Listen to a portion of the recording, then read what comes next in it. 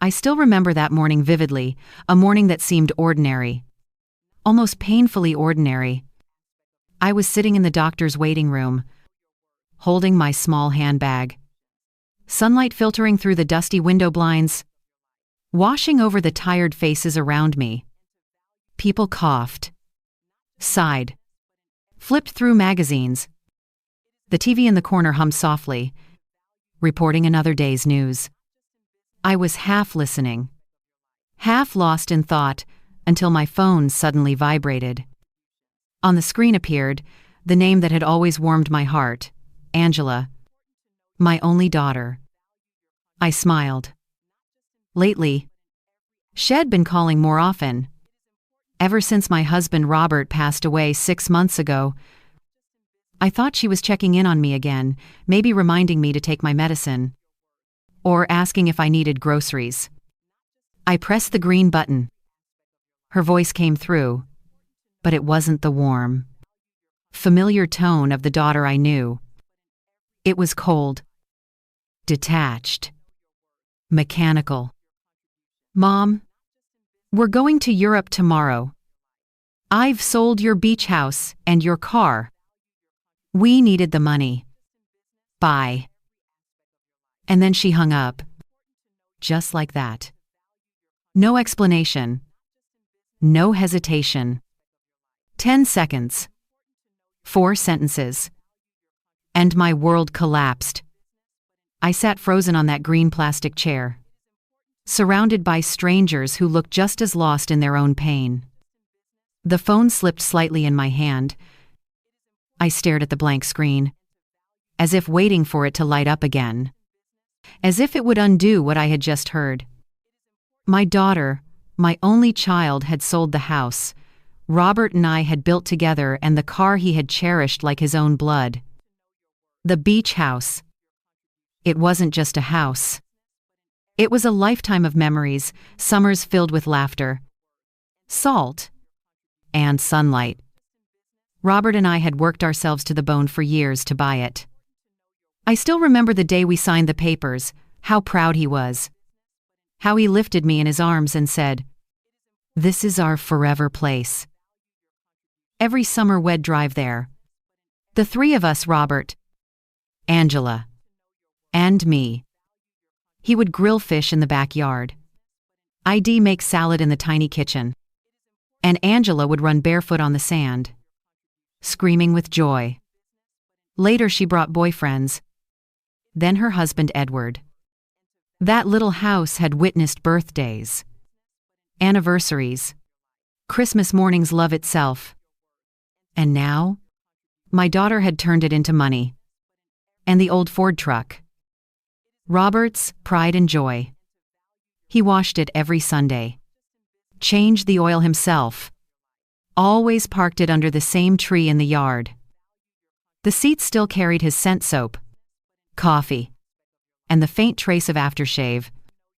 It was the last piece of him I had left. And she sold it without a word. I thought I would scream, or cry, or collapse. But I didn't.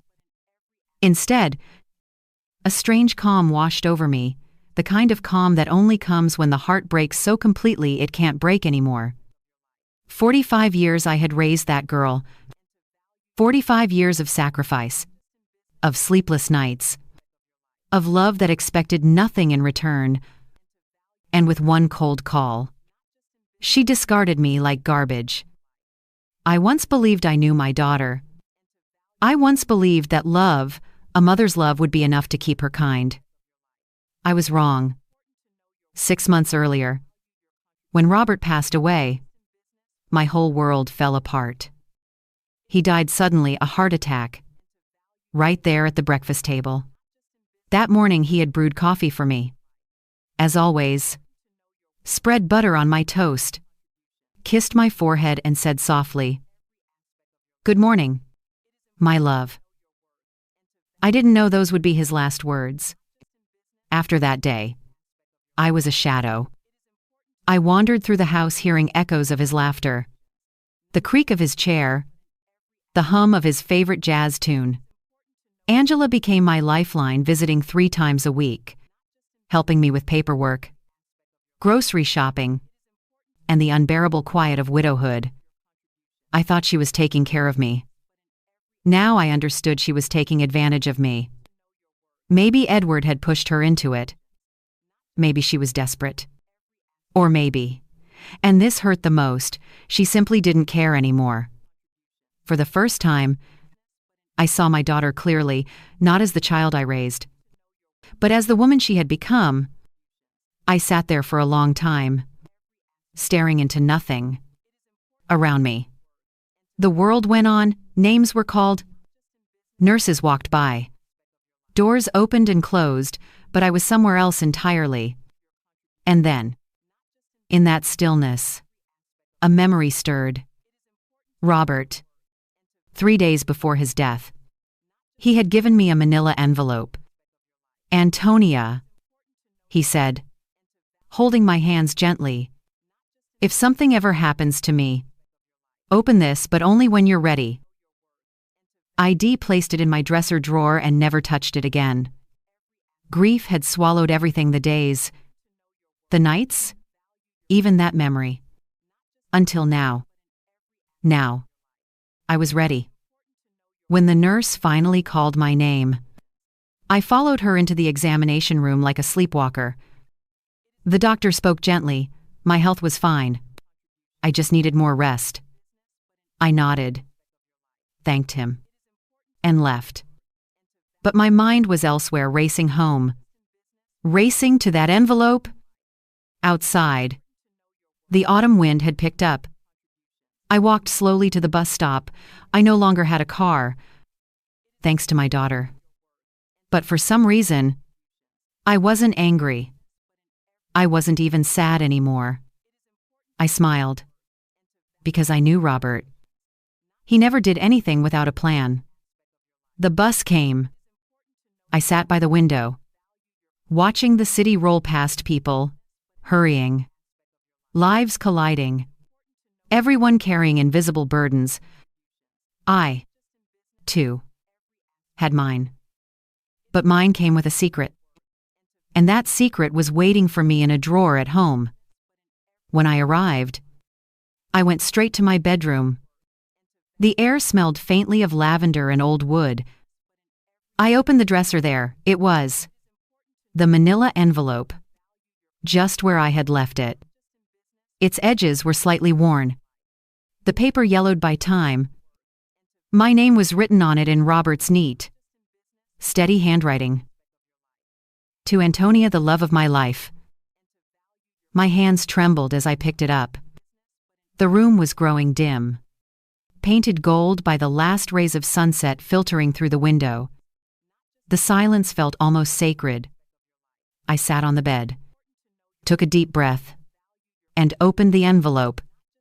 The sound of paper crackled softly, like a whisper from the past. Inside were several documents, legal-looking papers, and a folded letter. I unfolded the letter, and the first line made my heart stop. "If you're reading this, my love, it means I am no longer there. But don't be afraid. Antonia, I've prepared everything to protect you, to guide you, and to remind you that you are never alone." I could barely breathe. Outside, the sky was darkening, and in that silence, I felt Robert's presence as real as the day he left. His voice echoed in my mind, gentle and certain. "It's time, my love." And I knew Angela's phone call wasn't the end.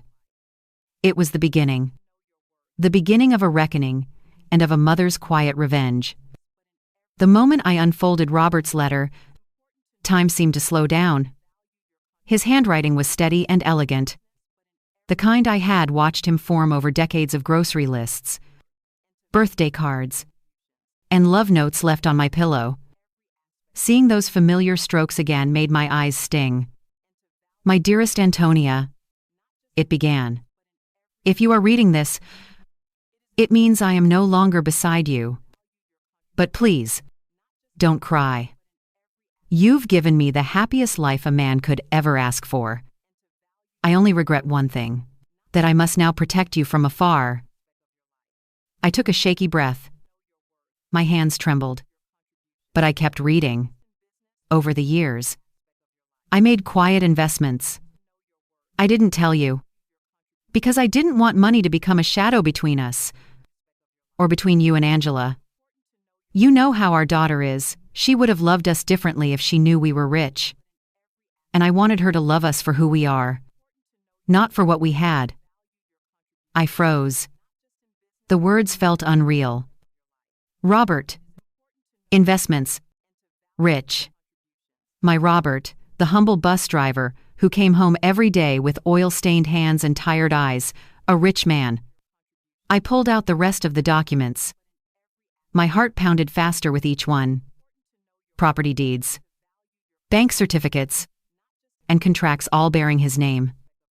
There were 7 houses listed, including 1 apartment building in the city. I scanned the names of the properties. One of them was the very building where Angela and Edward lived. I gasped. He owned it all this time. And then I saw the name of a company on the top of one paper, Robert Investments, Inc. According to the paperwork, I was the sole heir and legal owner of that company. I sat there, stunned. My husband, who I thought left me with almost nothing, had quietly built an empire not for himself, but for me. As the weight of the discovery settled in, I pressed the letter to my chest. Tears finally came. But they weren't the tears of grief that had followed me for months. These were tears of awe, gratitude, and a bittersweet ache. Robert had always said he wanted to take care of me, even beyond this life. Now I understood. I read on. I know our daughter, Antonia. She is smart, but her heart has been clouded by pride. Don't let her greed destroy her. If she ever betrays you, don't seek revenge. Teach her. Let her face the consequences of her own actions, but do it with love and wisdom. I read that line over and over again, letting it sink in. Teach her. Not destroy her. Even from the grave. Robert was guiding me. I carefully placed the papers back into the envelope, wiped my tears, and whispered, "You planned this, didn't you? My love." The phone rang suddenly, startling me. My hands still shook when I picked it up. It was Angela. Her voice, though slightly softer than before, carried that same hollow tone. "Mom, I just wanted to let you know we transferred your share of the house sale to your account." "My share?" I asked quietly. "Yes. We gave you 30%. That's fair, right? We need the rest for an investment in Europe. Edward's got an amazing business opportunity. You'll be fine for a few months with that money." 30% of my own house. I almost laughed. "That's generous of you, dear," I replied calmly. "When are you leaving?" "This afternoon." "Well, be gone for 6 months. Maybe more. Don't worry." "Mom?" "Well, help you find a smaller place when we get back." When she hung up, I stared at the silent phone, then let out a laugh sharp and breathless. Not from joy, but from disbelief. After everything I'd done for her, she had the audacity to talk about helping me find a smaller place. My daughter had taken my home, my car, my memories, and wrapped her cruelty in politeness. I walked slowly to the window. Outside, the light was fading. I could see the shadows of the neighborhood stretching across the street, families having dinner, the hum of life going on. But in my house, Something inside me had awakened. For months I had lived like a ghost, surviving on memories and grief. But now, I felt something new. Purpose. Robert's letter had not just given me comfort, it had given me a mission. Angela thought she had stripped me of everything. She had no idea. She had just set me free. That night, I couldn't sleep. I lay in bed, staring at the ceiling. Robert's words echoing in my mind. Don't seek revenge. Teach her. How could I teach a grown woman who had turned her back on her own mother? How do you teach someone what love and respect mean when they've already sold them for cash? I didn't have all the answers, but I knew where to begin. The next morning, I opened the curtains to let in the light.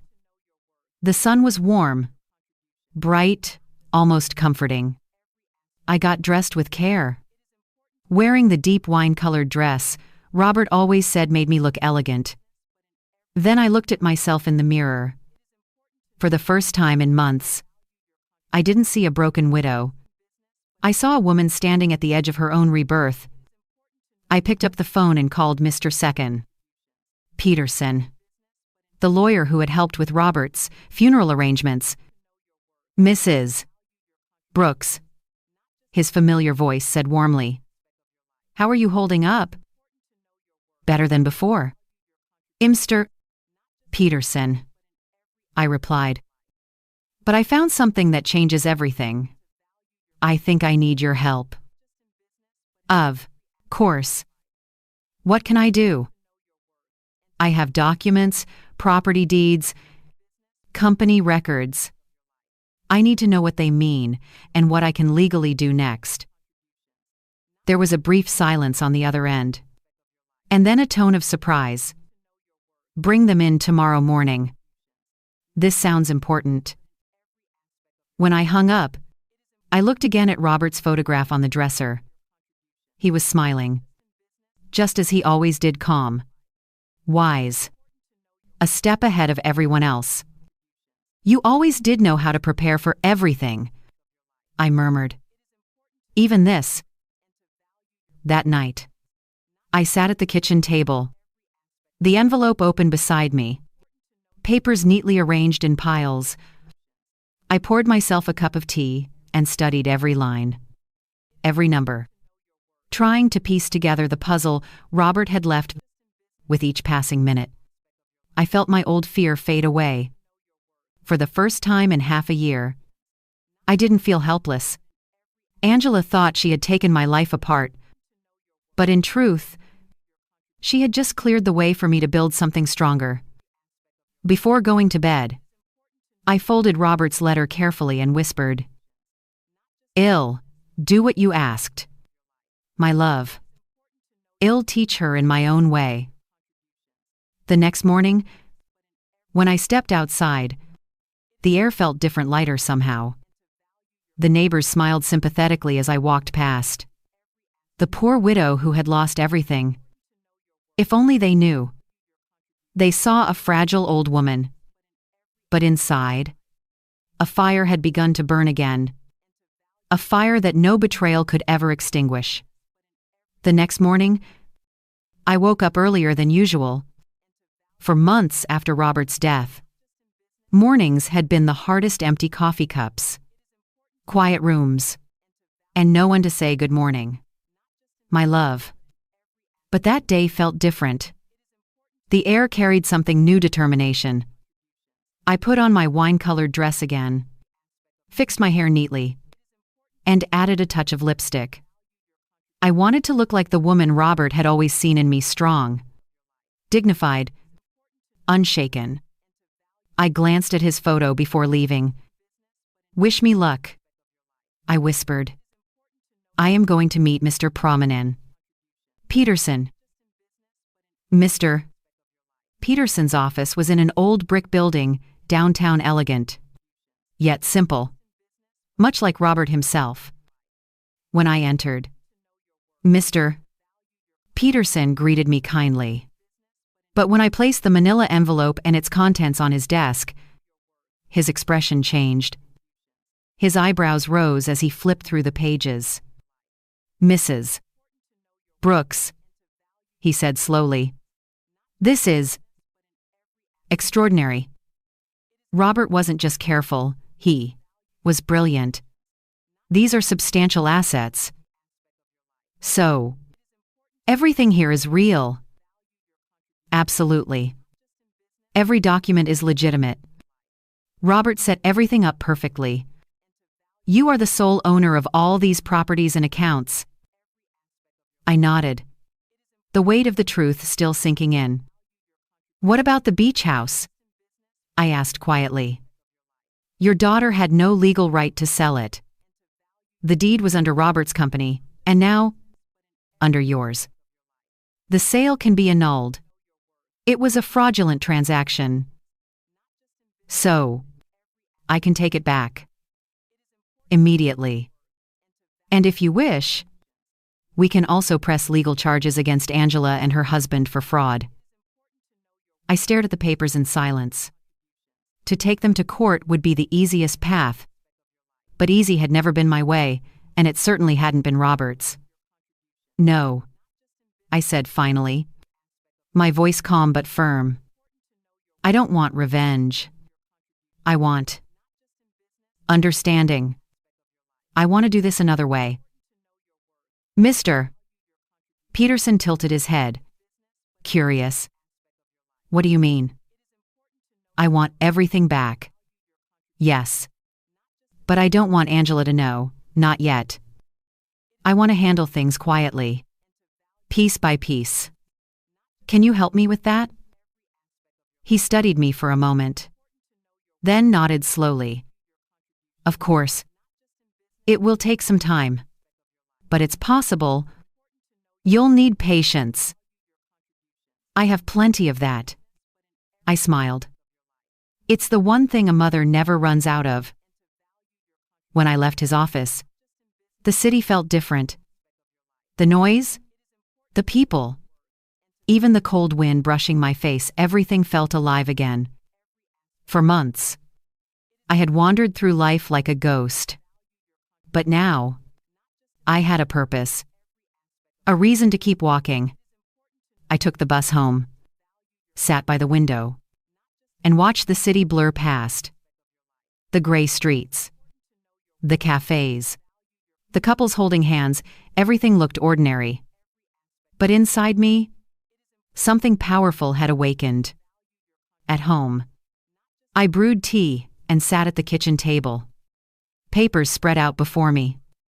For years, Robert had been the practical one, the one who balanced accounts, signed checks, made investments. I had cooked, cleaned, and raised our daughter, believing that was my part in life. But as I examined the documents, I realized something. It wasn't too late to learn. Every number, every clause, every property name, I read them all carefully, like a student preparing for an exam. Each line pulled me deeper into the life Robert had secretly built for us. The more I learned, the more I admired him. He hadn't just invested in money, he had invested in security, foresight, and love. That night, I wrote in my journal for the first time in months. Robert always prepared for the future. Now, I must prepare for mine. The next few weeks passed quietly. To the world, I was still the lonely widow, the woman abandoned by her daughter, pitied by her neighbors. But behind closed doors, I was building my comeback. Mr. Batter. Peterson called me every few days with updates. We've started the legal process for the beach house. The buyers had no idea the sale was fraudulent. They'll get their money back. And you'll recover the property. Good, I replied. Let's also review the ownership of the apartment building where Angela lives. That will take more paperwork. But we can secure your control soon. You're technically already the owner through the company. Perfect. Keep everything discreet. No one, Not even Angela must know I am behind this. Understood, he said. And with that, the plan was in motion. Outside, life continued as if nothing had changed. Neighbors greeted me with pity in their eyes. Antonia, dear, my friend Aurora said one afternoon while I was watering the plants. Is it true Angela left for Europe? And left you here alone? Yes. She went with Edward. I replied gently. They have business plans over there. Ah. You poor thing. How will you manage now? Everyone knows Robert didn't leave much money. If you only knew, I thought with a faint smile. Don't worry. Aurora. Ill? Be fine. I've always been fine. She offered to bring food, help with groceries, and I thanked her politely. But inside, I felt an odd sense of satisfaction. They all saw me as helpless, and that was exactly how I wanted it. Each morning, I followed the same quiet routine. I'd make breakfast for one, read the newspaper, and then go for a walk. The neighbors whispered kindly behind my back, "Poor Mrs. Quosell. Brooks." And I let them, because while they pitied me, I was building my empire in silence. Weeks later, Mr. Batter Peterson called with news that made my heart race. Mrs. Brooks, the sale of the beach house has been successfully annulled. The house is yours again. I closed my eyes, picturing the small cream-colored house by the ocean, the wooden porch, the sound of waves crashing, the laughter of summers long gone. Thank you, Mr. Peterson, I whispered. You've given me back a piece of my soul. But there was more to do. And the building where Angela lives. Almost ready, he said. We're finalizing administrative transfers, so you'll have direct control. Excellent. Keep me informed. After hanging up, I looked out the window. The sun was setting, painting the sky in warm gold and crimson. I could almost hear Robert's voice beside me. See? My love. You're stronger than you think. For the first time since he died, I believed him. That evening, as I sipped my tea, I thought about Angela. She was in Europe now, spending money that wasn't hers, living off a lie. But her time was coming. I didn't need to chase her. Life had a way of circling back on those who forgot where they came from. And when that circle closed, when Angela returned, she would find not the broken mother she left behind, but a woman reborn.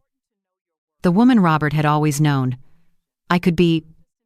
The following week, I decided to visit the beach house, the place where every memory of love, laughter, and family still lived in the salt and wind. I hadn't been there since Robert's funeral.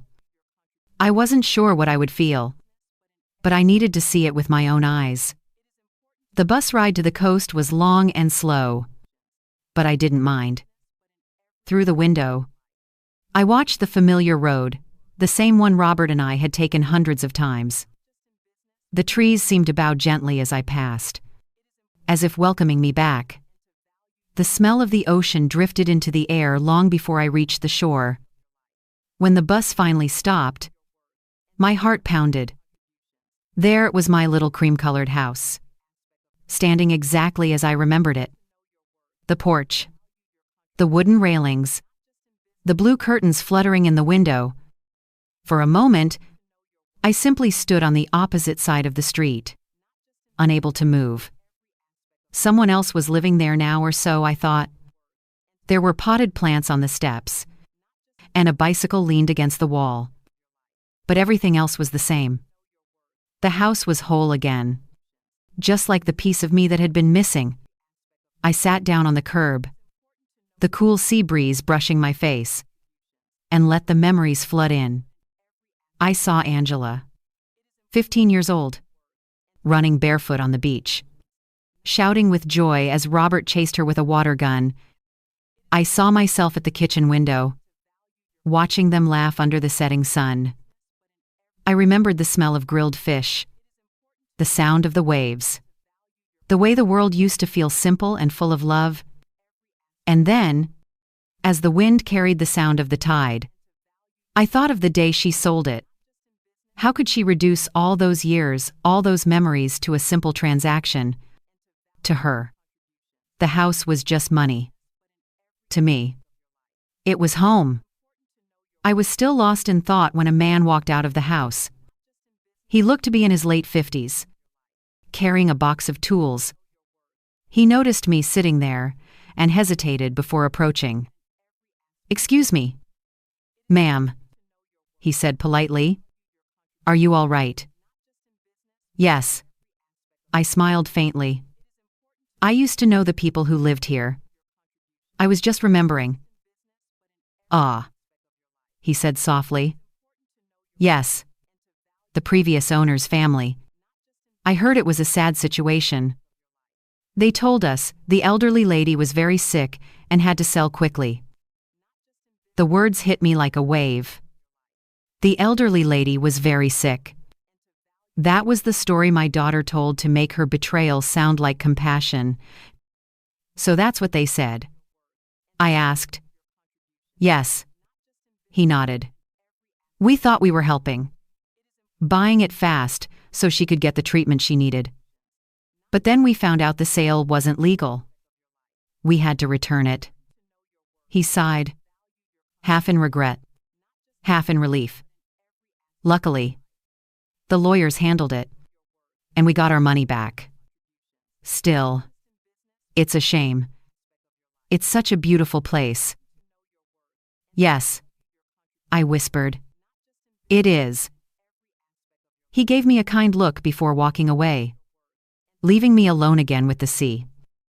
I sat there for another hour, watching the waves crash gently on the sand, and thought about my daughter, about the ease with which she had lied, even using my health as an excuse. To her, I was not a mother, I was a problem to solve. And that hurt more than anything. When I finally stood up, I felt both heavy and light-heavy with disappointment, but light with clarity. I had once raised Angela to believe in honesty, respect, and love. Somewhere along the way, she had chosen greed. But now, I realized something important. I couldn't control who she became, but I could decide who I would be.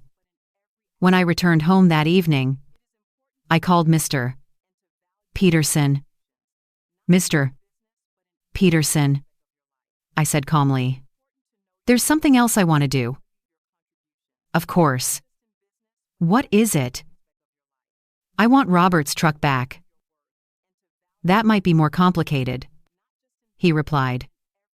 "The truck was in your name, but your daughter had power of attorney allowing her to sell it."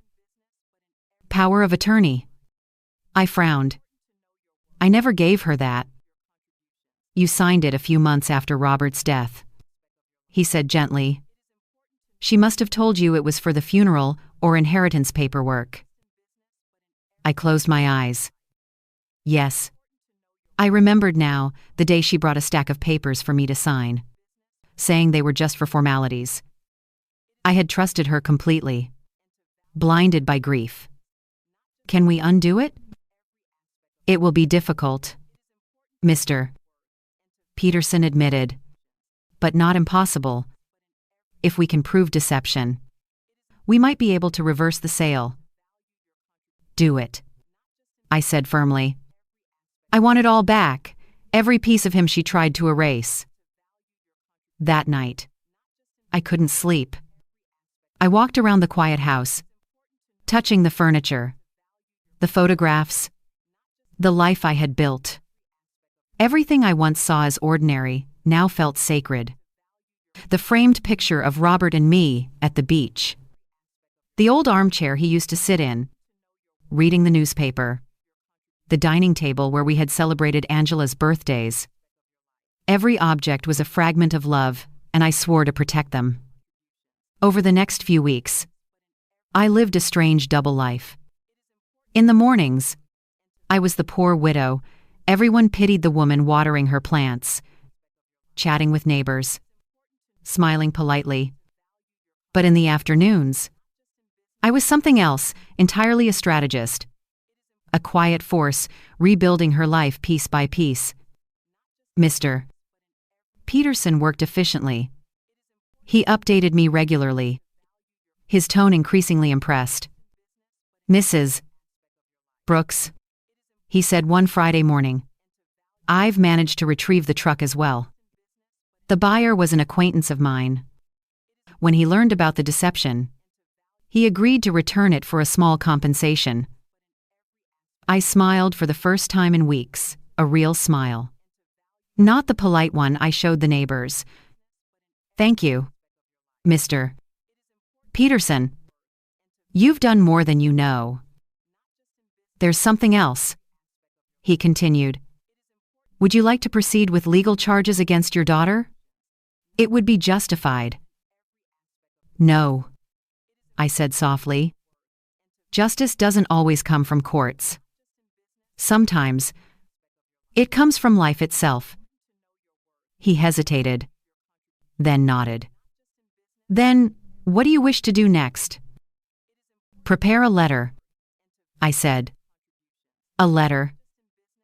Yes. I smiled faintly. An eviction notice for my daughter. There was a long pause on the other end of the line. Are you sure? Mrs. Brooks. Completely sure. She decided I was no longer part of her life. Now she'll learn what that really means. When I hung up, I felt no anger. No bitterness, only a quiet, powerful calm. I looked at Robert's photo on the mantel. His eyes seemed to twinkle, as if approving. You told me not to seek revenge, I whispered. Don't worry. My love. I am not. I am just giving her the lesson she's been avoiding all her life. Outside, the wind rustled the trees. The sun dipped behind the horizon, painting the world in gold and crimson, the same colors as dignity, returning to a woman who had once been forgotten. And I knew, deep in my heart, this was only the beginning. The wheel of life was turning, and soon, it would bring Angela back to where she started. Back to me. 3 weeks passed. To the outside world.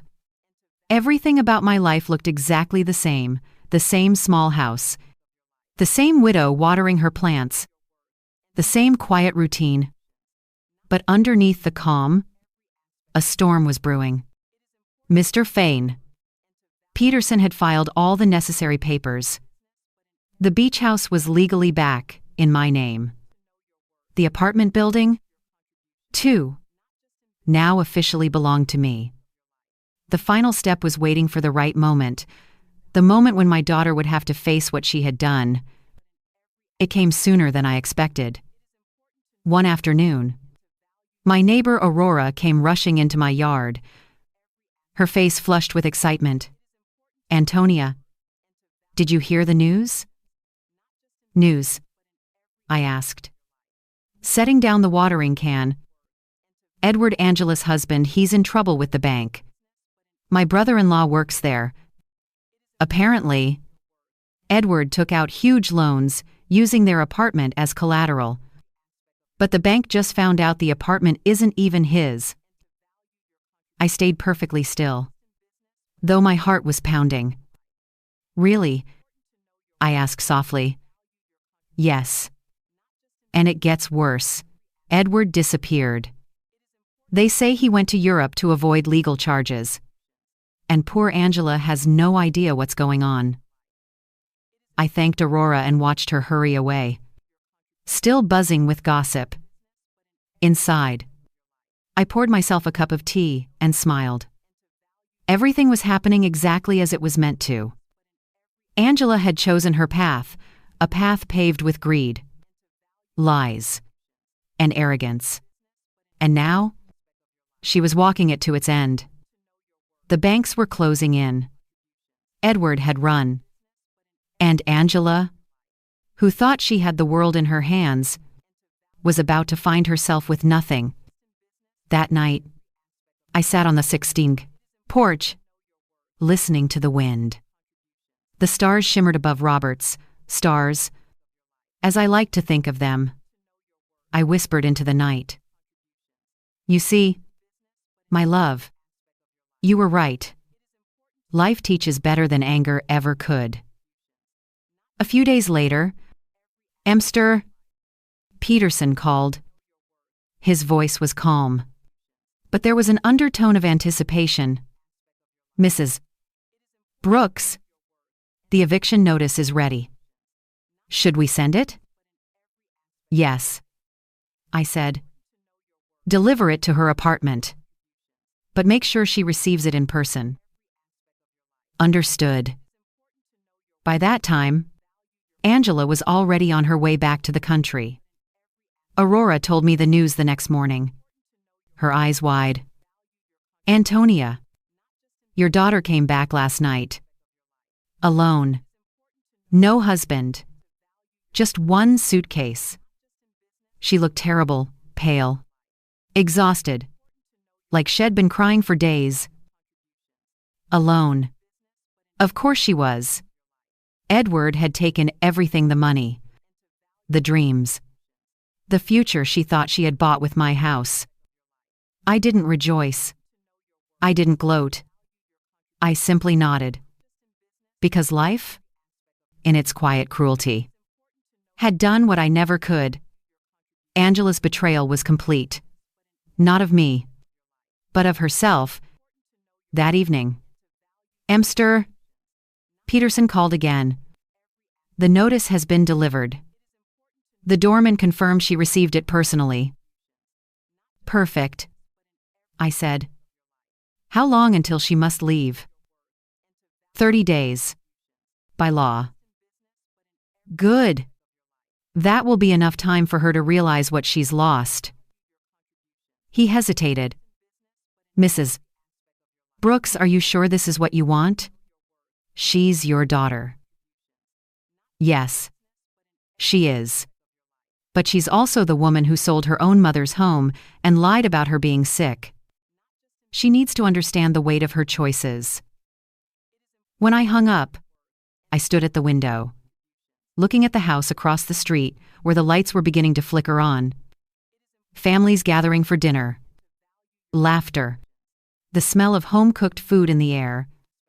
And there I was alone, but at peace. Because for the first time since Robert's death, I wasn't surviving. I was living deliberately, fearlessly, with purpose. The next morning, just as I had expected, the phone rang. I let it ring twice before answering. Mom? Angela's voice cracked on the other end. Mom? I need to talk to you. It's urgent. Good morning, dear, I said softly. How was Europe? Mom? Please, I don't have time for that. I just received a letter saying I have to leave my apartment in 30 days. It must be a mistake. It says something about Robert Investments, Inc. Do you know what that is? I let the silence linger for a moment, savoring the irony. Robert Investments, the name of the company her father had created.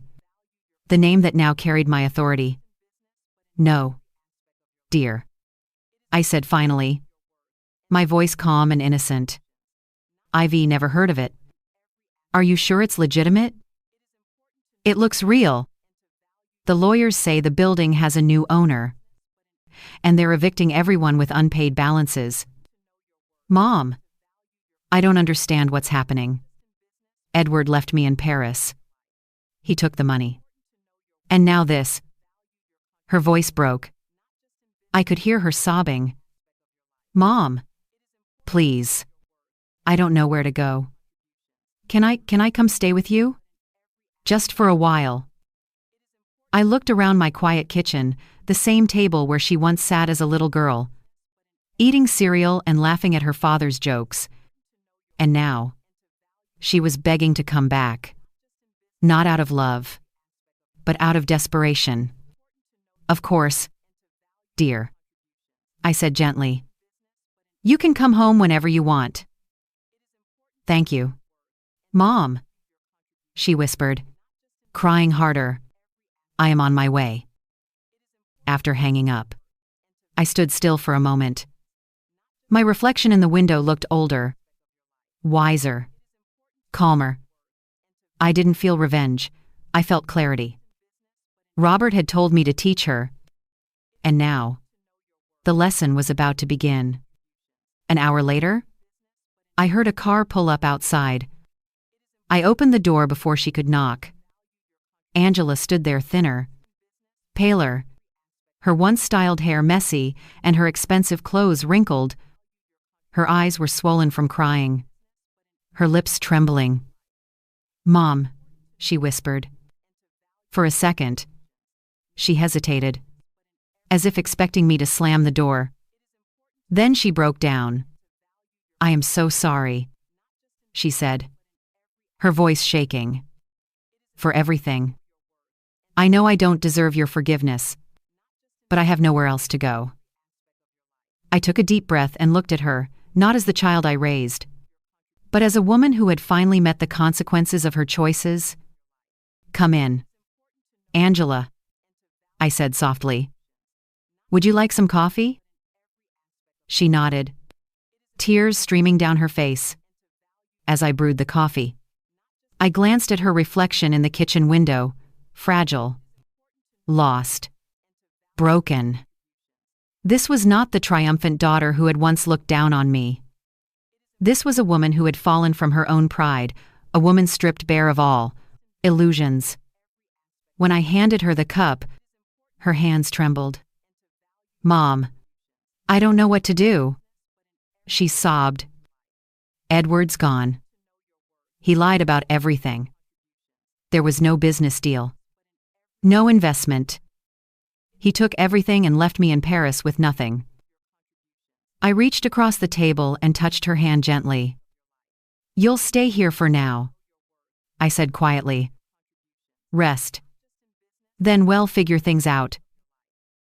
Thank you, she whispered. I promise I'll find a job soon. I won't be a burden. I smiled faintly. Don't worry about that now. That night, after she went to bed, I sat alone in the living room. The air was heavy, the silence deep.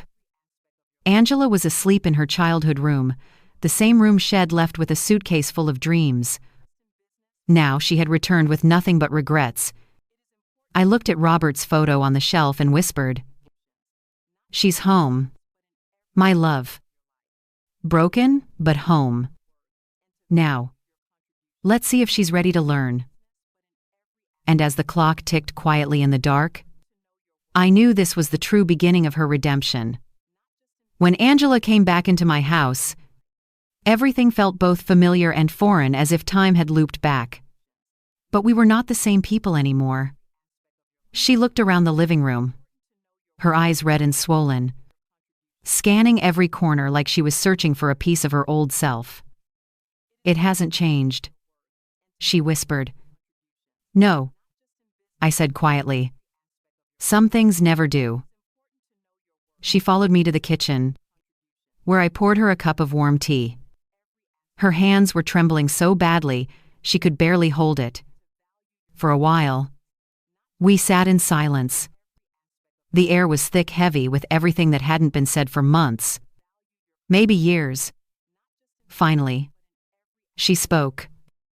Mom, I know I don't deserve to be here. After everything I did, I said nothing. I just looked at her, and she looked away, unable to meet my eyes.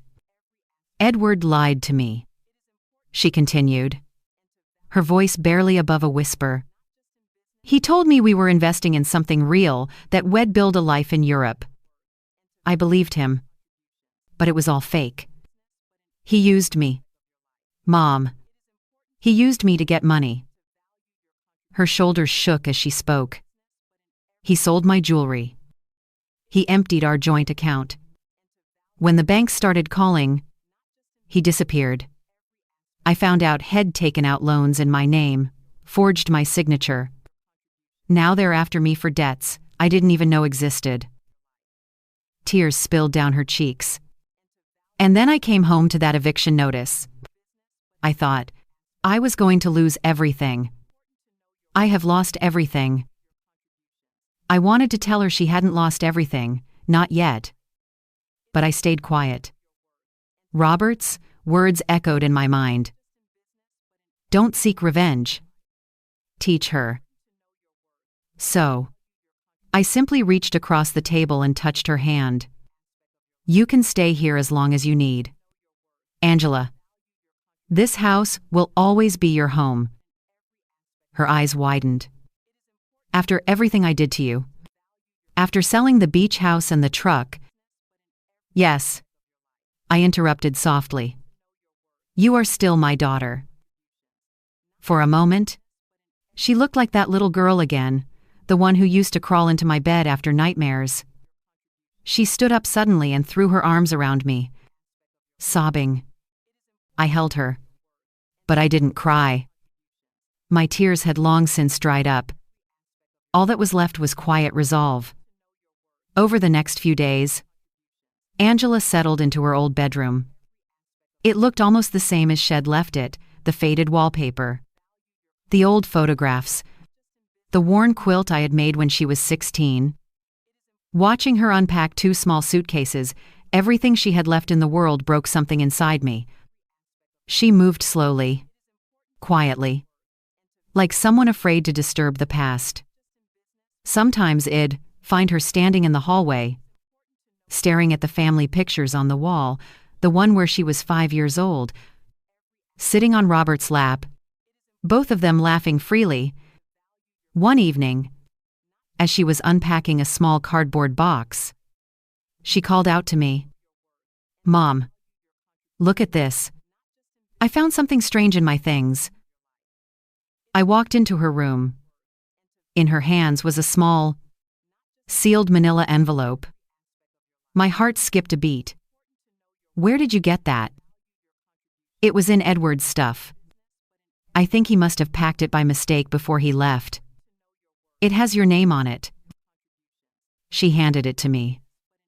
My name, written in Robert's handwriting, stared back at me. For a moment, I couldn't breathe. It's from Dad. Isn't it? Angela asked softly. Yes, I whispered, touching the familiar handwriting with trembling fingers. She hesitated. Do you want to open it?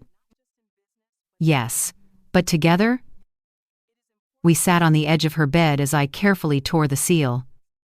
Inside was a short letter and a small silver key. The letter began with Robert's unmistakable tenderness. My dearest Antonia, if you are reading this, it means you have already opened the first envelope and discovered what I built for us. This one, however, is not for you alone. It is for both you and our daughter. The key belongs to safety deposit box number 247 at the Central Bank downtown. There. You will find something that can help you. Help her, but use it wisely. I stared at the letter, my heart heavy and warm at once. Even after death, Robert was still guiding me. A safety deposit box? Angela asked, her eyes wide. Dad had one. Apparently, I said, forcing my voice to remain calm. He never told me about it. Maybe there's something valuable inside. Documents or maybe jewelry. It could help us. Mom. Her tone carried a spark of hope, desperate. Fragile hope. She was clinging to it, the way drowning people cling to driftwood. And I let her. "All right," I said after a long pause. "Well, go tomorrow." That night, Angela cooked dinner for the two of us, something she hadn't done in years. The food was simple, but the gesture was enough to soften the tension between us. "I don't know what we'll find in that box," she said as we ate. "But I hope it's something that can fix at least a part of what I broke." "Maybe it will," I replied. When she went to bed, I sat alone in the kitchen, staring at the second envelope. My hands rested on the letter, tracing the words, "Help her, but use it wisely." Robert had known this would happen. He had seen what I couldn't. He hadn't just left behind, wealth had left a lesson, wrapped in love and foresight. And now, it was time to open the next chapter of that lesson. The next morning, we went to the bank together. Angela was nervous, fidgeting with her hands, while I remained quiet. The bank clerk recognized the letter and checked the records. Within minutes, a security officer escorted us to the basement, where rows of metal boxes lined the walls. He inserted the key, turned it gently, and opened box 247. Inside was a small velvet pouch and another folded note. I lifted the pouch. It was heavier than it looked. When I opened it, jewels spilled out. Necklaces, rings, earrings, some I recognized as heirlooms from Robert's mother. Others I had never seen before. They shimmered under the cold fluorescent light like captured stars. Angela gasped, "Mom, this must be worth a fortune." I nodded slowly, still in disbelief. Robert's note read, "These are family treasures. Some were inherited, others purchased over time. They are not meant to be sold. But if ever our daughter faces true hardship, they can help her start again." Angela's eyes filled with tears. "Mom, this could save us. We can sell them, pay off the debts. I find a new place to live." I looked at her, my heart torn. Even now, her first instinct was to use what she found to escape consequences, not to reflect on them. "Are you sure you want to use your father's legacy to pay for Edward's mistakes?" "What choice do I have?" she said desperately. "I am drowning. Mom, if I don't pay soon, the banks will take everything." Her words echoed painfully. She still didn't understand. But she would. "All right," I said finally. "Let's take them home and think carefully. Well, decide together." Angela nodded, relief washing over her face. As we left the bank, I looked up at the morning sky, bright and mercilessly clear.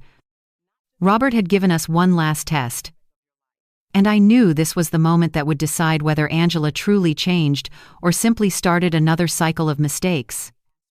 When we got home, she carefully laid the jewels out on the kitchen table. The sight was dazzling gold, emeralds, pearls, and diamonds reflecting the sunlight. She ran her fingers over them as if touching hope itself. But I didn't see wealth. I saw temptation. And I whispered silently to Robert's photo on the wall, "Don't worry. My love. Make sure she learns. Even if it breaks my heart to do it." For a long time we just stared at the kitchen table. Gold, pearls, emeralds, diamonds, a constellation of light scattered across the wood grain where Angela used to do her homework. The morning sun kept shifting, catching on facets and edges, throwing delicate stars onto the ceiling.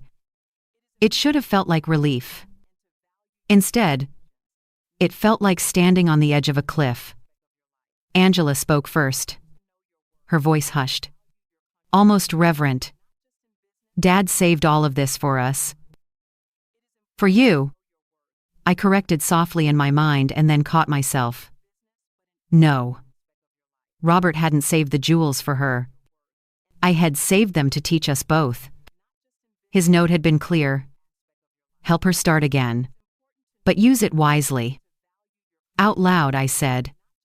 He trusted us to make the right choice. She nodded quickly. A little too quickly. If we sell some pieces, I can pay the most urgent debts. The bank keeps calling. If I don't act, they'll move to seize anything they can. I just need enough to breathe. Then we do this properly, I replied. No pawn shops. No rush decisions. Appraisals. Paperwork. And you'll make a list of every single debt who, how much, interest, and whether there's collateral. We won't waste Robert's legacy by scattering it to the wind. Her shoulders fell with relief. Thank you, Mom. I gathered the letters and the pouch, then covered the jewels with a clean towel. Somehow, it felt disrespectful to leave them bare, like leaving a window open in winter. 2 days later, we sat in a quiet, velvet-carpeted appraisal room beneath cool white lamps. A senior jeweler, careful, methodical, lifted each piece with gloved hands and a jeweler's loupe. He spoke little, but every now and then let out a thoughtful hum. Angela squeezed her fingers together in her lap, the way she used to before school recitals. I pretended to read a magazine so I wouldn't make her more nervous. At last he looked up. You have a meaningful collection. Some heirloom pieces very fine. If sold properly, not rushed, I estimate around $200,000. Angela exhaled shakily. I didn't move. But, the jeweler added gently, value isn't only money. Pieces like these carry stories. If you must sell, consider letting a few go and keeping the ones with family significance. I nodded, grateful for his careful wording. Robert would have appreciated the reminder. Outside, Angela's voice trembled. 200,000. That's enough to stop the worst of it. Perhaps, I said. But let's confirm our priorities. That evening we spread papers across the kitchen table. Again, not jewels this time, but debt statements, call logs, interest schedules, and a scribbled map of deadlines. Angela had prepared it all, without me asking twice. That mattered. These, she said, tapping a column, are the loans with collateral. If I don't pay, they can move on assets. These others are unsecured but aggressive. The interest stacks quickly. You spoke to anyone at the bank? I asked. She nodded. A free financial counselor. She said the same thing, prioritize the debts tied to assets or legal action. Then negotiate on the smaller ones. And Edward? I asked, as gently as I could. Her eyes flickered. The last I heard, he was still in Europe. His phone is off. The signatures on a few loans look like mine. But they're not. Need a lawyer to challenge them. She looked up. I can pay the consultation fee myself. From the sale. I heard the sentence Robert had written in his note, echoing like a quiet bell. To help you help her.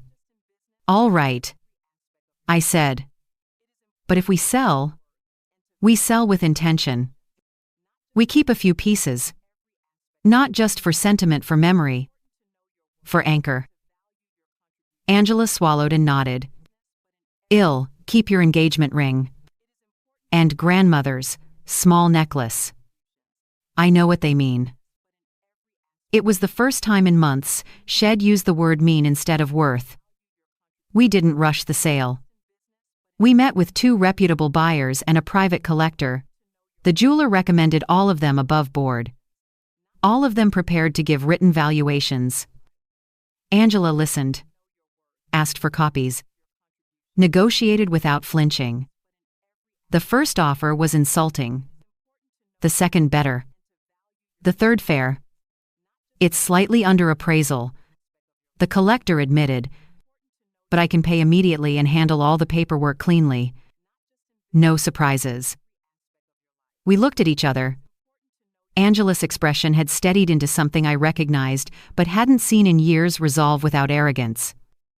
Well, accept, she said. But these pieces stay. She separated the engagement ring and the small necklace. And we need a clear record of chain of ownership for everything else. The collector smiled. Spoken like someone who intends to sleep well. The transfer took an hour. When it was done, Angela walked out holding a bank slip and a folder full of stamped documents. She didn't look triumphant. She looked older. Grounded. On the sidewalk? The afternoon light was soft and forgiving. 180,000, she said quietly. Less than the appraisals. But enough. Enough for what? I asked. She didn't answer immediately. Enough, she said at last. To tell the truth with actions. The next week was a blur of phone calls and appointments. Angela paid down the collateral-backed loans first. She didn't gloat or complain when customer service agents put her on hold. She brought a neat folder to each meeting. She asked for written confirmations and payment schedules. She made a checklist and stuck to it. When she finished, she didn't collapse into relief. She sat very still, looking at the balance left. There's enough for a retainer, she said. To hire a lawyer to challenge the forged signatures. But I want to wait until I've found steady work. I can't keep taking the easy way. I studied her face. The impatience had gone. In its place, humility that didn't beg, it chose. Let's still speak to an attorney, I suggested. An initial consultation to understand the path. She nodded. All right. But I'll earn the rest. A few days later we sat with a free bank advisor, a woman with kind eyes and a pragmatic tone. She reviewed Angela's documents, leaned back, and said, You did the hard part. Facing it. Prioritizing collateral was smart. Now. 2 next steps. Find income and protect your identity. Freeze your credit temporarily. And set up alerts. As for work, take what you can. Then look for something that aligns with your long-term goals. Angela nodded, taking notes. I can work nights if I have to, she said. I need my days free for interviews. The advisor smiled. There are 2 kinds of people who end up rebuilding from scratch, those who never had a chance. And those who finally take the one they'd been throwing away. You're in the second group. That's good news. It means choice is on your side. On the way out, Angela asked, Do you think Dad would be disappointed we sold the jewels? I let the question hang between us until we reached the doors. No, I said. Not if the sale becomes the soil where you plant something better. She exhaled. A fragile, grateful sound. At home that evening, I found Angela alone at the kitchen table. The ring and the necklace laid out beside a printed job application. She was practicing interview answers out loud not to impress. But to be honest, I made mistakes. I ignored warning signs. But I've learned responsibility not as a word, as a habit. I stood in the doorway, unseen, and felt a shift. Not a miracle. A movement, The axis of a life turning a degree in the right direction. She looked up and smiled. A small, earnest smile I hadn't seen since she was young. I am going to apply for a night cleaning job. It's not glamorous, but it's work I can be proud of. Keep looking during the day. Pride has many uniforms, I said. Clean ones are the best. We both laughed. Softly. That night, after Angela went to bed, I returned the ring and the necklace to a small velvet pouch and placed them in my dresser. I touched the drawer with my palm and spoke to the house, to the air, to Robert. We sold some stars to buy a sunrise. Hold us steady. From the hallway, I could hear Angela moving, setting an alarm, laying out clothes, double-checking bus schedules. Not a princess preparing for a rescue. A woman preparing to show up.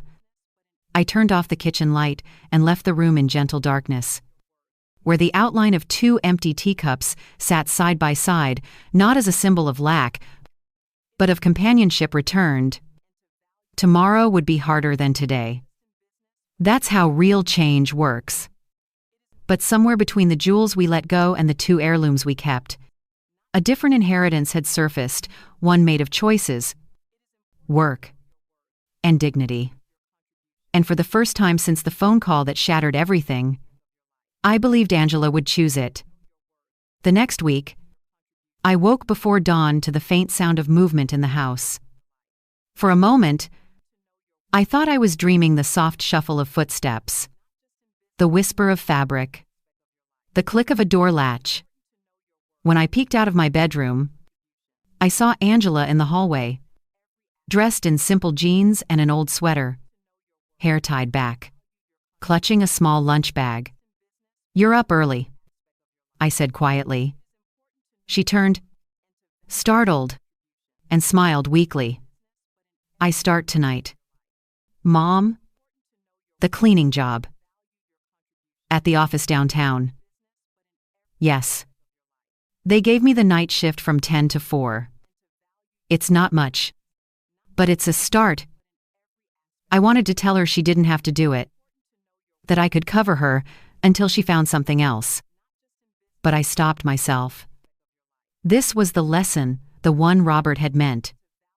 A lesson in work, humility, and self-respect.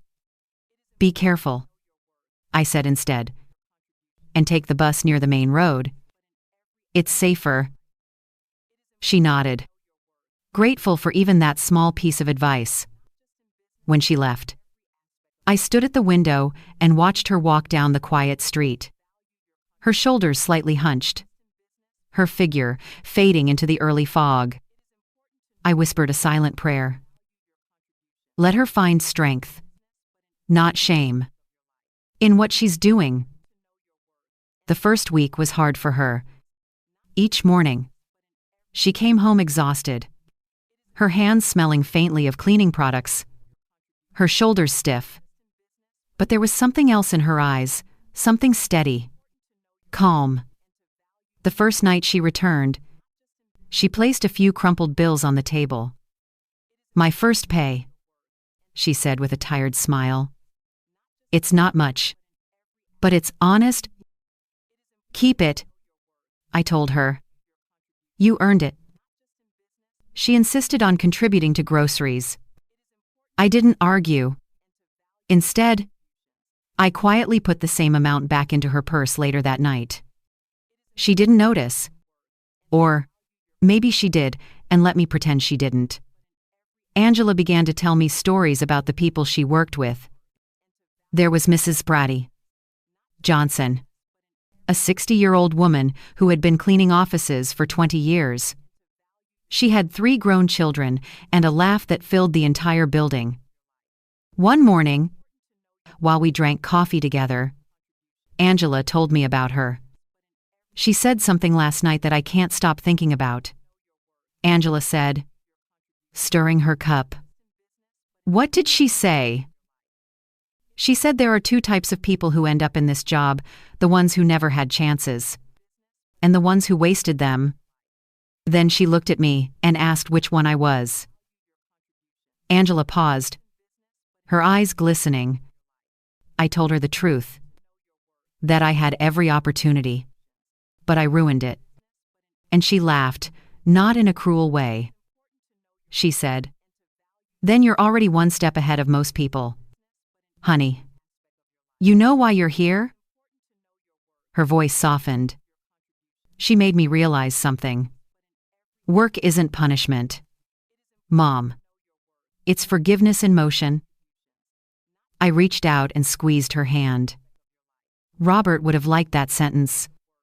I said, "Forgiveness in motion." Every night, Angela came home with new blisters, new stories, new humility. She never complained. Instead, she began to speak differently, less about what she deserved and more about what she could contribute. She cooked dinner twice a week. She fixed things around the house. One evening, I found her quietly scrubbing the kitchen floor. "You don't need to do that," I said. "I know." She smiled. "But it feels good to see something shine because of my effort." Those small words carried an entire universe of change. Around that time, Mr. Peterson called again. "Mrs. Brooks," he said. "I've been following up on Edward's debts. The situation is worse than I thought. He owes over $200,000, some of it under Angela's forged signature. We might be able to clear her name with the right evidence." "Do what needs to be done," I said, quietly. "You're still not telling her?" he asked. "Not yet. She's rebuilding herself. I won't take that away from her by solving everything too soon." He paused for a moment. "You really are teaching her, Mrs. Brooks?" I smiled. "No, Mr. Peterson. Life is." A few nights later, I waited for Angela's bus to return. When she stepped inside, she looked unusually tired. "Long day?" I asked. "Yes, but a good one." She took off her shoes and sat at the kitchen table. "Mrs. Johnson's granddaughter turned 5 today. She brought cupcakes for everyone. I haven't had a birthday cupcake in years." She laughed softly, a genuine laugh I hadn't heard since before her trip to Europe. Then her expression turned thoughtful. "You know, Mom, I used to think success meant comfort. But maybe it means peace instead. Tonight, when we finished cleaning the last office, I looked around at the shining desks and thought, I did this. For once. That felt like enough." My throat tightened. There it was, the seat of dignity. Quiet. Unpretentious. But alive. Over the following weeks, Angela began attending financial literacy workshops offered by the bank's community program. She took notes diligently. Even brought pamphlets home. I'd find her sitting at the table late at night, studying them like a student. One morning, she showed me a folder. "I created a budget plan," she said proudly. "If I keep working nights and get a part-time day job, I can save enough for a small apartment in 8 months. You're in no rush to leave, are you?" I asked, trying to sound casual. She smiled. "Not at all. I just want to stand on my own feet this time for real." Her words warmed me in a way I hadn't felt in years. A few days later, Aurora dropped by. She'd been following every rumor in the neighborhood. "Antonia," she said, setting down her purse. "I have to say, I misjudged your daughter. I saw her last week coming home from work. carrying cleaning supplies. I couldn't believe it. But she looked peaceful. Different. She is. I said simply. Whatever you did, it's working. I didn't do anything. I smiled. I just stopped doing everything for her. Aurora laughed softly, shaking her head. You're a better mother than most. I would have given up. So did I replied. But Robert didn't. He made sure I couldn't.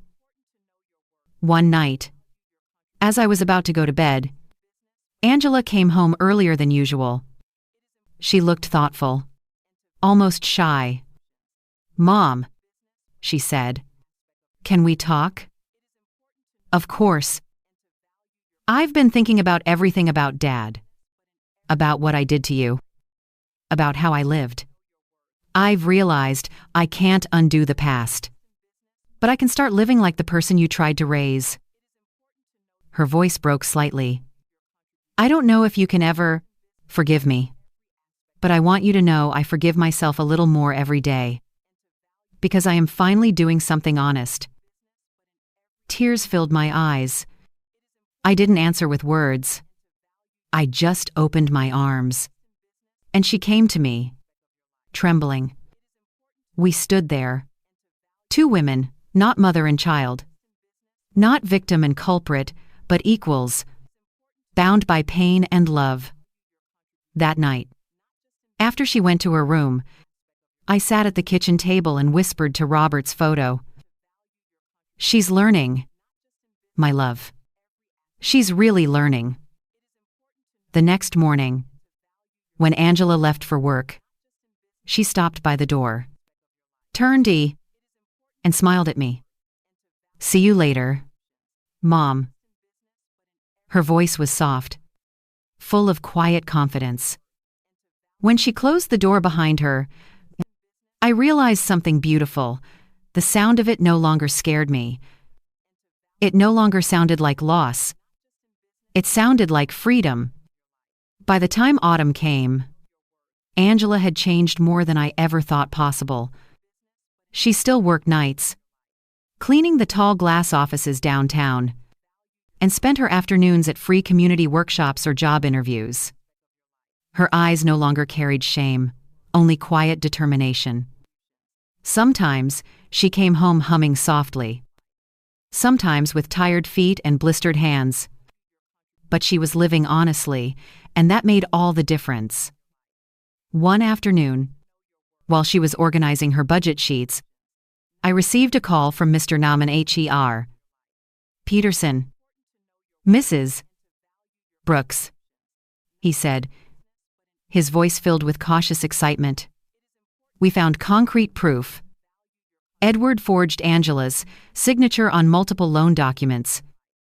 With this evidence, we can clear her name completely. I froze. So, she won't have to pay for any of his debts. That's correct. Once we submit the evidence, the legal claims will be dismissed. Your daughter will be free of every liability. I felt a deep wave of relief wash over me, and something else. Something heavier. It was time. Mr. Peterson, I said softly. Set up a meeting for tomorrow morning. Tell her it's about legal matters. I'll bring her myself. He hesitated for a moment. Mrs. Brooks, are you finally going to tell her? Yes, I whispered. It's time for her to know the truth. That night, I cooked dinner early. Angela came home around 9, still wearing her uniform. Her face lit up when she saw the table. You cooked roast chicken. You haven't done that in ages. It's a special night, I said. What's the muddy and ass occasion? You'll find out tomorrow. She looked at me suspiciously, then laughed. You're not marrying someone, are you? I smiled. No, Dear. Just tying loose ends. We ate together. Talking like friends. Not mother and daughter? For the first time in years, it felt effortless. No resentment. No distance. Just warmth and understanding. When she went to bed, I sat in the dark living room, hands clasped together. My heart ached, not from fear, but from love. Tomorrow, I would show her everything. The wealth, the truth, the secret Robert had left behind, and most of all, the reason I had stayed silent. The next morning, we arrived at Mr. Relly and F. Peterson's office right on time. Angela wore her best clothes, still modest, but neat. She looked nervous, clutching her worn purse as though it held her last bit of security. Mr. Peterson greeted us kindly. Good morning.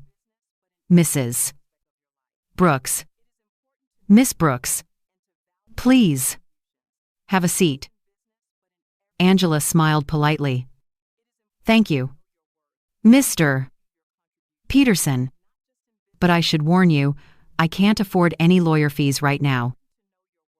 That's exactly what we're here to discuss, he replied with a small smile. He handed her a thick folder. Please. Read this. Angela flipped through the documents. At first, her expression was blank, then confused, then wide-eyed with disbelief. I don't understand. These papers say Edward forged my signature that I am not responsible for the debts that I am innocent. That's correct, said Mr. Mintry. Peterson gently. But how? Who paid for this investigation? Who? Mr. Peterson looked at me. It was my cue. I took a deep breath. I did. She turned to me slowly. You? Mom? How? You told me. Angela. I interrupted softly. There's something you need to see. Mr. Peterson handed her another folder heavier, thicker. Inside were deeds, contracts, investment statements, and a letter written in Robert's handwriting. She flipped through them silently. Her lips trembled. This says you own the building I lived in, and the beach house, and all of these properties. You're rich. I nodded quietly. Your father was. He built all of this in secret to protect us. He put everything under a company called Robert Investments, Inc. And when he passed, it all came to me. Angela's face drained of color. She looked at me as if seeing me for the first time. So all this time, when I thought you were poor when I sold your things, when I left you alone. I nodded slowly. You knew, she whispered. Yes. The day you called me from the doctor's office. That same day, I opened the first envelope. I knew everything. She shook her head. Stunned. Then why didn't you tell me? Why did you let me suffer? Why? Her voice broke. Tears spilled over her cheeks. I reached out and took her hand. It was trembling violently. Because, Angela, I said softly, you needed to learn something that no money could teach you. She stared at me, eyes wet, lips parted. What lesson? I looked her straight in the eye. You needed to learn the value of love, respect, and responsibility. You needed to understand that what you threw away wasn't a house or a car, it was trust. You didn't just sell my property, Angela. You sold the memory of your father. You traded love for money. And until you knew what loss truly felt like, you could never understand what family means. She cried harder, covering her face with her hands. I abandoned you. She sobbed. I treated you like garbage. Yes, I said quietly. And I forgave you anyway. Her head snapped up, eyes wide with disbelief. You forgave me. A long time ago, I said. But forgiveness isn't about forgetting, Angela. It's about letting go. So, love has room to grow again. For a long time, neither of us spoke. The only sound was the quiet hum of the air conditioner and Angela's soft sobs. Then, Mr. Mighty. Peterson cleared his throat gently. Miss Brooks, I also need to inform you that your mother has already paid all legal expenses to clear your name and recover every property sold under false pretenses. You are now completely free of Edward's debts. Angela blinked at him, then looked at me again, her voice breaking. Mom, you could have told me. You could have saved me months ago. I squeezed her hand gently. If I had rescued you too soon, you wouldn't have changed. You needed to hit the bottom to see who you were without money, without comfort, so you could rise again as the woman your father believed you could be. She pressed her lips together, crying silently now. Finally, she whispered, I thought you'd want revenge. No, I said, smiling sadly. Revenge is easy. Teaching someone to love again, that's harder. Angela leaned forward and hugged me tightly, sobbing against my shoulder. I don't deserve this. I don't deserve you. Then earn it, I whispered. Every day. Mr. Peterson quietly left the room, giving us privacy. When we finally pulled apart, Angela's face was red, streaked with tears, but there was a new light in her eyes. Not shame, not pride, something deeper. I'll make it up to you, she said softly. To you, to Dad, to everything I destroyed. You already have, I said, smiling. You worked? You humbled yourself. You became honest again. That's all he and I ever wanted. We sat there for a long time, holding hands. Two women who had lost everything and somehow found each other again. As we left Mr. Peterson's office, the morning light was bright, almost blinding. On the sidewalk, Angela stopped suddenly and turned to me. Mom, she said, even if you weren't rich, even if you were really that poor widow, I thought you were, I think I would have learned the same lesson. What lesson? That love is the only thing worth keeping. Her words hit me harder than any apology could. I smiled, tears slipping down my cheeks. Then maybe. My dear, you're finally rich in the way that matters. 6 months passed. The air in the house felt lighter now, like it had finally exhaled after holding its breath for too many years. There were no more secrets. No more silent meals. Just laughter. The smell of coffee in the morning. And the steady rhythm of two lives rebuilt from the ashes. Angela kept her night job for a while, even after her name was cleared. When I told her she could quit, she smiled gently. Not yet.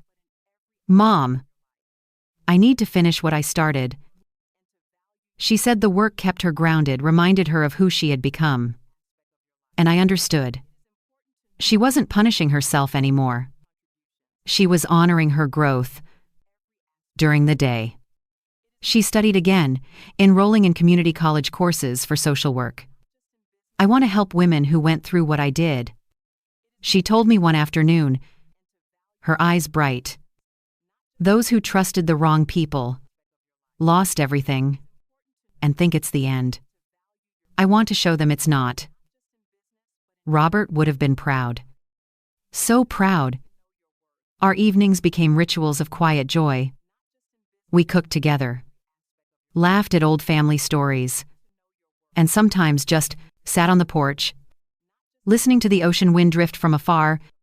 One night, Angela brought home her first report card straight as. She placed it on the table next to Robert's framed photo and whispered, "For you, Dad." The way her eyes shone, that mix of sadness and pride, told me she was finally at peace with his memory. One afternoon, as I was tending to the garden, Aurora came by, as she often did. She was carrying a basket of oranges and that familiar, curious sparkle in her eyes. "Antonia," she said, lowering her voice. "The neighborhood's talking again." "Oh," I smiled. "About what this time?" "About you. And Angela. They say you somehow got all your properties back, paid off her debts, and even helped others with money. People are calling you the mysterious widow with a golden heart." I laughed softly. You know how people love their stories. "So they're true, then," she teased. I hesitated, then said quietly, "Let's just say life gave me a second chance, and I decided not to waste it." Aurora placed the basket down and looked at me earnestly. "You know, when Angela left and sold your things, many of us pitied you. We thought you'd never recover. But now look at you. You didn't just forgive her, you changed her." I smiled faintly. "No, Aurora. Life did that. I just stepped out of the way." That evening, after Aurora left, Angela and I talked about the future. "Mom," she said, "I've been thinking about the beach house. I don't want it to just sit there, empty. It's too full of meaning to be wasted." "What do you have in mind?" "I want to turn it into a shelter, a temporary home for women who've been abandoned or hurt. A place where they can rest, start over, and feel safe." Her words caught me off guard. I felt Robert in that moment, his warmth, his endless generosity. "That's a beautiful idea," I said softly. "We can fund it through the foundation I am working with," she continued, "and manage the program once I graduate. Are you sure you want to turn our family sanctuary into that?" "Yes, Mom. Because the best sanctuaries are the ones that open their doors." I smiled, tears filling my eyes. "Then let's do it. Let's make it a home again, not just for us, but for others who need one." A few weeks later, we drove down to the coast together for the first time since I'd gotten the house back. The road looked exactly the same, but the silence between us was different, not awkward, but full of peace.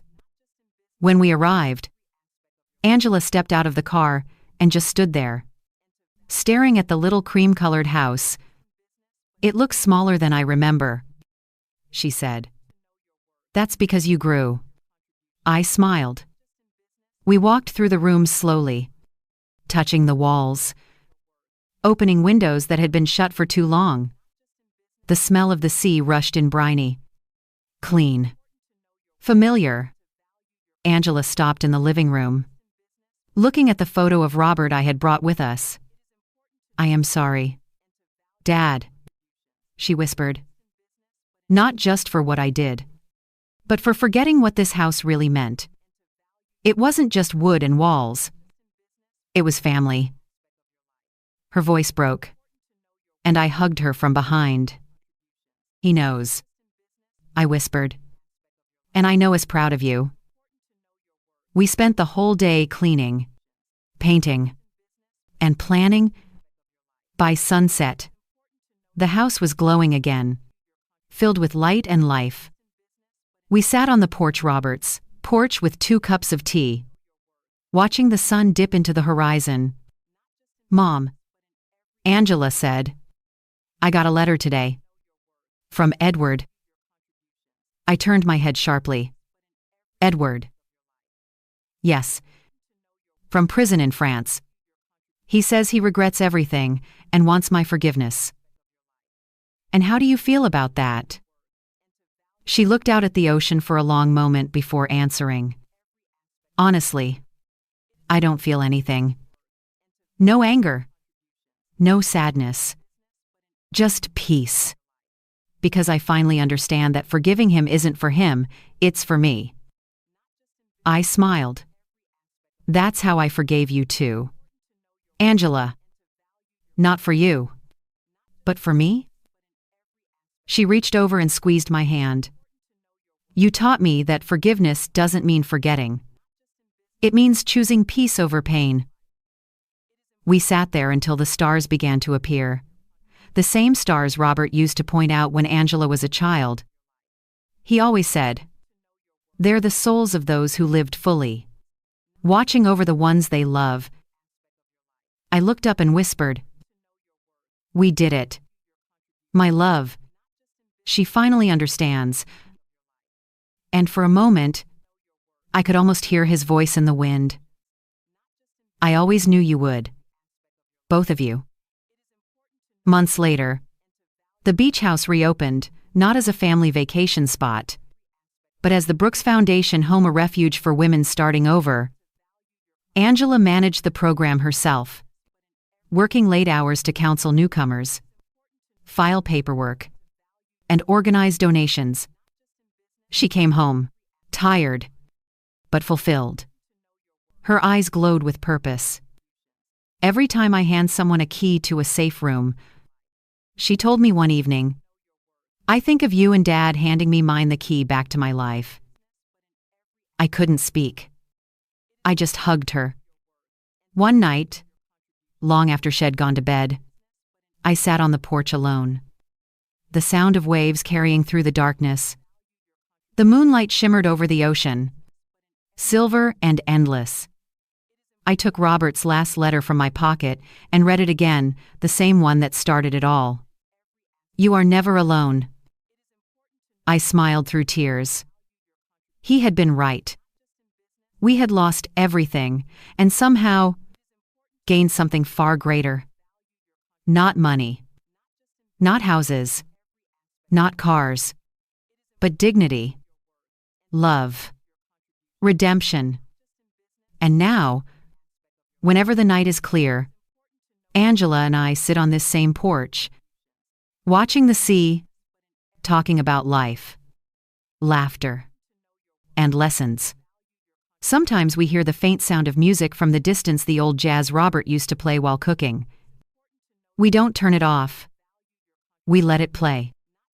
Because in those quiet, golden moments, I know what true wealth really is.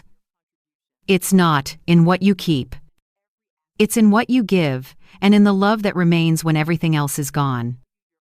They say justice always finds its way. But I've learned something even truer. Justice without love is just punishment. Love with justice, that's redemption. And in the end, that's what Robert gave us. That's what we built together. And that's the story I will carry, not as pain, but as proof that no betrayal is stronger than a mother's heart, and no mistake too great for forgiveness to heal.